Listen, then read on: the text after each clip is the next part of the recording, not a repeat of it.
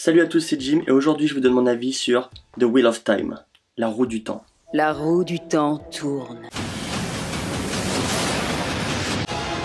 Peu importe ce qui arrive, peu importe la souffrance. Le ténébreux cherche des amis. Tout va dépendre de ce que tu feras.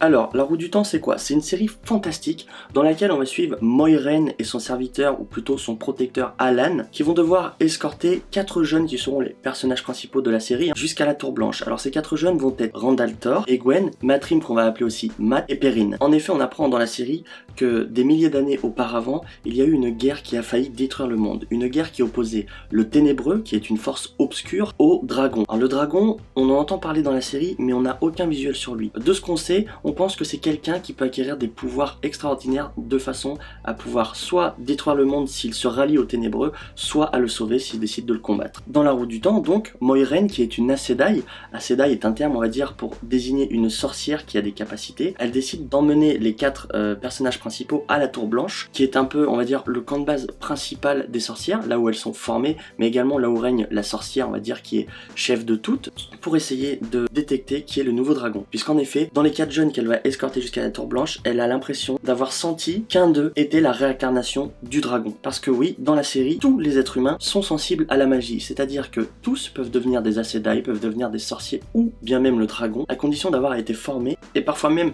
certains d'entre eux pourront canaliser la magie sans avoir été formés. Ce seront là les plus puissants, ceux qui sont par exemple des potentielles réincarnations du dragon ou encore des personnes vouées à devenir des Aes Sedai très puissantes. Alors je dis canaliser puisque l'utilisation de la magie dans la série La Roue du Temps, ça s'appelle canaliser. Quand on canalise, c'est qu'on utilise la magie. Alors bien évidemment, leur route va être semée d'embûches. Dans un premier temps et dans le premier épisode, on va voir qu'ils sont attaqués par des Tralaks. Ça me fait un peu penser à des espèces de trolls qui me font un peu penser à des minotaures dans la mythologie grecque. Et ces mêmes Tralaks justement qui sont envoyés par les sans-visages. Sans-visage, ça me fait penser un petit peu à un détraqueur dans Harry Potter.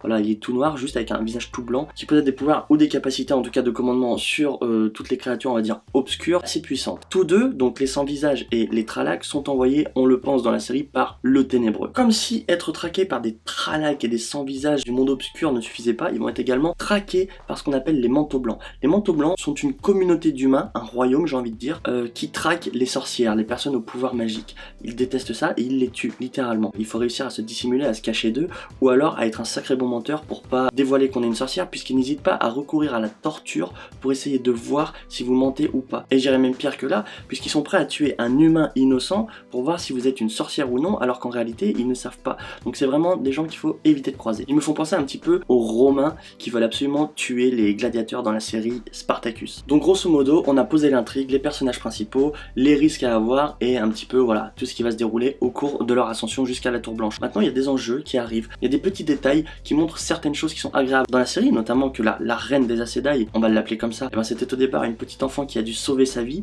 qui est aujourd'hui devenue la reine des Aes Sedai, donc la reine des sorcières, et du coup sa même liaison avec Moiraine, donc qui on va dire la Sedai principale qu'on va suivre tout au long de la série, elle nous montre qu'en réalité il y a une espèce de corruption, non pas parce qu'elles s'entendent bien, puisque elles ont une relation c'est sûr, mais parce que ça a beau être la reine des reines qui prend toutes les décisions, en réalité ces décisions vont être influencées par Moiraine, qui, et on va dire, on le ressent dans la série, est une Aes Sedai qui se démarque de toutes les autres. Elle voyage solo, elle est en quête du dragon, en tout cas de la réincarnation du dragon. Elle a vraiment un rôle à part alors que les autres se limitent à leur rôle d'Aes Sedai. Elle essaye d'aller plus loin, elle essaye de vraiment aller chercher des choses qui sont enfouies, on va dire, dans le passé, qui sont enfouies dans les prophéties, dans les combats millénaires qui opposaient le Ténébreux et le dragon, pour essayer de sauver le monde, parce qu'elle pense qu'il va effectivement se produire un malheur. Parlons un peu des jeux d'acteurs. Si je pense que Rosamund Pike, qui joue Moiraine, donc l'Aes Sedai de la série, occupe son rôle à la perfection. En revanche, pour ce qui est de Josha Stradowski, qui joue Randall Thor, qui, on le pense à la fin de l'épisode, en tout cas on le suggère, est la réincarnation du dragon, je pense qu'il a un rôle, mais alors qui est vraiment mal retranscrit à l'écran.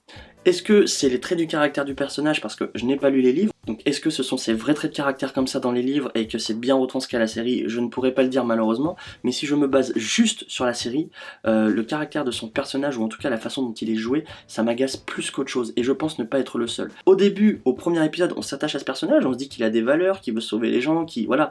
Et après, sans comprendre pourquoi, il se met en travers de la route de Moiraine, il est en contradiction avec elle, il est sans arrêt dans l'opposition avec ses amis tout au long de la série, dans la contradiction, sur la défensive, à toujours être contre leur choix et lui avoir son propre choix. Il est toujours mais vraiment solo contre tous, et ça apporte un petit peu un dégoût du personnage, parce qu'on se dit putain mais il est chiant lui, il est toujours là pour faire chier quoi. Et ça j'avoue que ça m'a un petit peu agacé, jusqu'à ce que le dernier épisode il se révèle être l'élu et il décide de faire le bon choix. Donc en gros il nous a saoulé toute une saison pour au final être bien à la fin.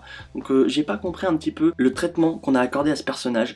Est-ce qu'il est pareil dans les livres? Comme je le répète, je ne sais pas, mais en tout cas je pense qu'à l'écran on aurait pu faire quelque chose de mieux, notamment grâce au jeu d'acteur qu'on ne va pas avoir dans les livres, et là pour le coup pour moi c'était complètement raté. C'est-à-dire que ce personnage il n'aurait pas été dans la série, pour moi littéralement ça aurait été bien mieux, parce que dans la série il m'a saoulé, hein, du début à la fin il m'a saoulé. Il n'y a que le premier épisode où je le trouve bien, c'est tout. Ensuite il va y avoir les enjeux émotifs de cette série qui pour moi sont corrects mais très vite oubliés. Par exemple dans le premier épisode où Perrine, lors de la bataille contre les Tralak, en se défoulant et voilà, parce que il essaie de sauver sa vie, se retourne et tue sa femme qui était enceinte d'un coup de hache. Donc enfin je veux dire c'est quand même un acte qui est atrocement violent.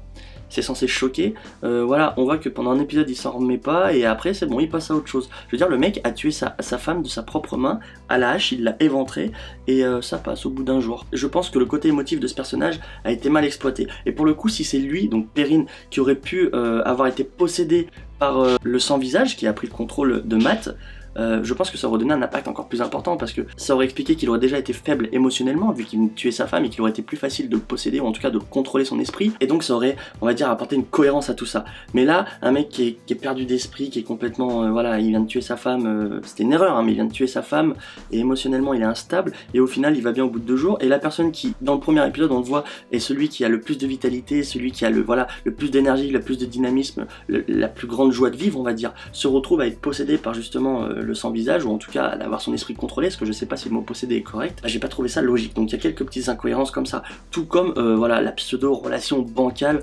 entre Egwene et Rendal. Oh là là, cette relation, au début c'est le grand amour, ils veulent pas se quitter, et juste parce que dans un épisode elle est pas du même avis que lui, ça y est c'est la guerre, ils s'aiment plus, ils veulent plus se voir, et puis au final, pour se retrouver à la fin, être prêt à mourir l'un pour l'autre, enfin voilà, c'est une relation qui est ultra bancale, mais c'est surtout paradoxal la façon dont un jour ils vont s'aimer plus que tout, prêts à mourir, et le jour d'après ils vont se détester au point de plus vouloir se voir. Limite, hein, c'est limite ça.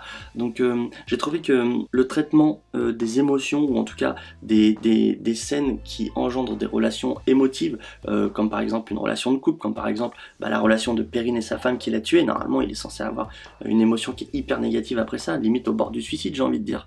Et au final non, les personnages ils évoluent dans un sens complètement opposé, dans un sens inverse, et moi ça m'a un petit peu dérangé, parce que j'ai pas trouvé ça du tout cohérent dans la série.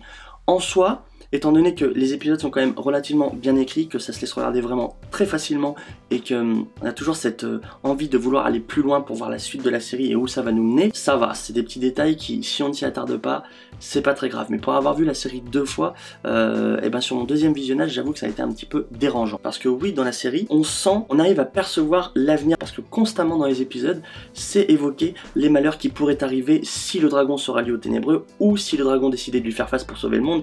Enfin voilà, il y a toujours des événements futurs, donc des événements à venir qui sont évoqués dans la série, et donc ça nous laisse percevoir un petit peu la suite de la série. Donc ça c'est ce qui a permis aussi de pouvoir regarder les épisodes sans trop se soucier des petits détails que j'ai évoqués juste avant. Sans oublier le fait que c'est une série qui, moi personnellement, m'a rappelé beaucoup des sagas telles que Le Seigneur des Anneaux, parce qu'il y a un côté un peu humain, un côté créature, un côté magie, voilà, tout ça regroupé dans le même univers, donc forcément ça apporte une petite touche de nostalgie. Il y a un petit peu des guerres de partout qui rappellent un petit peu aussi Game of Thrones, voilà, il y a les Aes Sedai qui sont un petit peu contre tout le monde, les manteaux blancs qui sont contre les Aes Sedai, les Tralak qui sont contre eux, enfin voilà, il y a un peu des guerres qui pètent de partout, qui me rappellent un peu Game of Thrones, voilà, dans les débuts. Il y a un petit peu un mélange de tout ça, de toute cette nostalgie qui fait que la série elle est très appréciable à regarder, et que moi personnellement j'attends la saison 2, je dirais pas avec impatience, mais je l'attends quand même, ouais, je suis assez pressé de la voir. Globalement c'est une très bonne série que je vous conseille d'aller voir, elle est disponible sur Prime Video, et si vous ne l'avez pas encore vue, écoutez, foncez.